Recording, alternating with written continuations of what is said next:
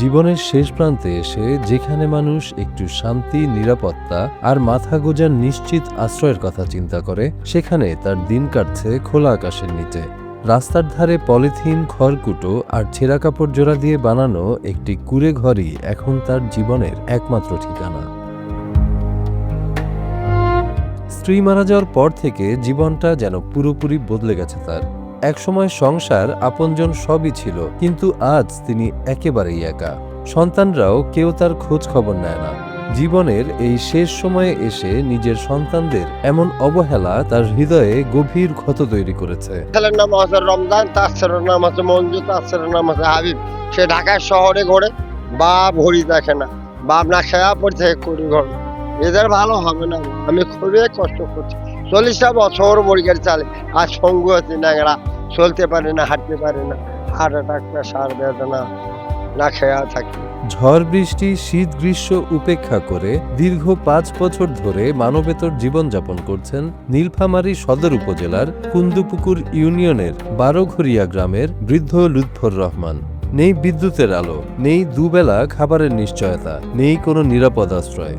প্রতিটি দিন তার কাছে যেন বেঁচে থাকার এক নতুন সংগ্রাম। প্রতিদিনই রাত্রে এবং দিনে সবসময় ইনি রাত বেরাইতে প্রায় 12টা-1টা পর্যন্ত রান্না করে একাকী জীবন কাটায় এবং খুব কষ্টে সে এখানে দিন যাপন করে। সে অনাহারে অনেক সময় থাকে, অনেক সময় যে রাস্তা আপনার ঝাড়ু দিচ্ছে, কিছু ছোট ছোট গাছ লাগাচ্ছে, সে রান্না করে খাচ্ছে। বৃষ্টির সময় তার এই আস্তানা পানিতে ভিজে যাচ্ছে, তারপরেও সে এখানেই থাকতেছে।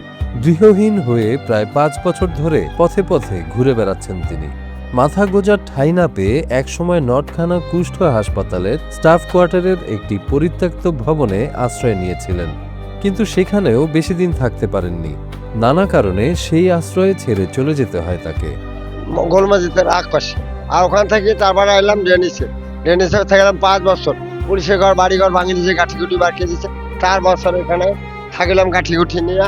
ওই মহিলার আমি, ওনাকেও বাড়িয়ে দিচ্ছে, আমাকেও বাড়িয়ে দিচ্ছে। ওই মহিলা থাকে শান্তিপাড়া, আর আমি থাকি এখানে। আগে রিক্সা চালিয়ে কষ্টে সৃষ্টে দুমুঠো ভাতের যোগান দিতে পারলেও বয়সের ভারে এখন নুয়ে পড়েছেন লুৎফর রহমান। শরীর আর আগের মতো সাড়া দেয় না, ফলে কায়িক শ্রমের কাজ করাও তার পক্ষে প্রায় অসম্ভব হয়ে পড়েছে। জীবনের শেষ প্রান্তে এসে তাই তার অভাব আর অনিশ্চয়তা নাড়া দিয়েছে স্থানীয়দেরও। এই লোকটা পুরো অসহায়, যে কাগজ, গুলের কৌটা এগুলো কুড়িয়া বিক্রি করিয়া চলাফেরা করে। তো এই চাচা দীর্ঘ 1 বছর থেকে আমরা এখানে থাকি।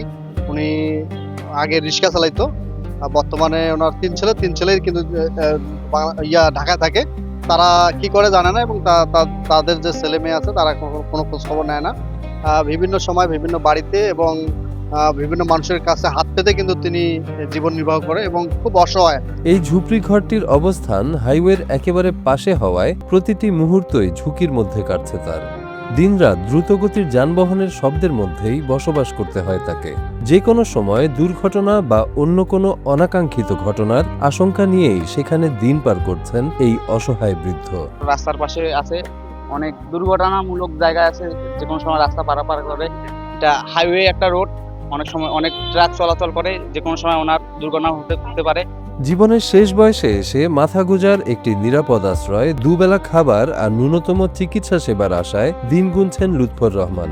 স্থানীয়দের মতে সরকারি সহায়তা ও সমাজের বিত্তবান মানুষের একটু আন্তরিক সহযোগিতা পেলে তার জীবনের কষ্ট অনেকটাই লাঘব হতে পারে।